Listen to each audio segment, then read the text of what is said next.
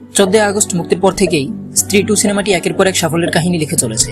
এই সাফল্যের কৃতিত্ব শ্রদ্ধা কাপুরের ঝুলিতেই বেশি যাচ্ছে। নারী প্রধান ছবি হিসেবে স্ত্রী 2 আবার এক নতুন রেকর্ড করেছে। স্ত্রী 2 ছবির পরিচালনা, হাস্যরস, গল্প, সঙ্গীত, সংলাপ এবং বিএফএক্স সবকিছুই দুর্দান্ত। তার উপর রাজকুমার রাও, পঙ্কজ ত্রিপাঠী সহ সকলে দুরন্ত অভিনয় মুগ্ধ সবাই। ছবিতে এদের তুলনায় শ্রদ্ধার উপস্থিতি নেহাতি কম, কিন্তু তারপরও এই ভৌতিক হাসির ছবির সফলতার সিংহভাগ কৃতিত্ব সবাই শ্রদ্ধাকেই দিচ্ছেন। অনেকের মতে এই বলিউড নায়িকার বিপুল সংখ্যক অনুরাগের কারণেই ছবিটি বক্স অফিসে এইভাবে দাপট দেখাচ্ছে। স্বাধীনতা দিবস উপলক্ষে মুক্তি পেয়েছিল স্ত্রী 2। মুক্তির এক সপ্তাহের মধ্যে এই ছবি ভারতীয় বক্স অফিস থেকে নেট আয় করেছে 290 কোটি রুপি। প্রথম সপ্তাহে আয়ের নিরিখে সেরা 5 ছবির তালিকায় স্ত্রী 2 এর নাম উঠে এসেছে। প্রথম নারী প্রধান ছবি হিসেবে সেরা 5-এর মধ্যে স্থান পেয়েছে এটি।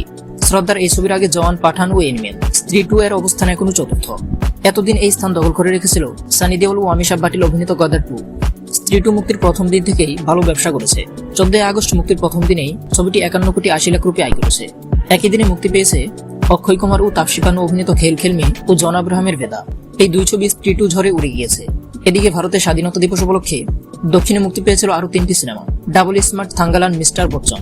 কিন্তু স্ত্রী 2 এর কাছে এই 3 ছবিকে আত্মসমর্পণ করতে হয়েছে। মুক্তির 8 দিনে বক্স অফিস থেকে 428 কোটি রুপি আয় করেছে স্ত্রী 2। তো বন্ধুরা, এমন সব এন্টারটেইনিং নিউজ জানতে আমাদের এই চ্যানেল সাবস্ক্রাইব করে বেল আইকনটি বাজিয়ে রাখুন।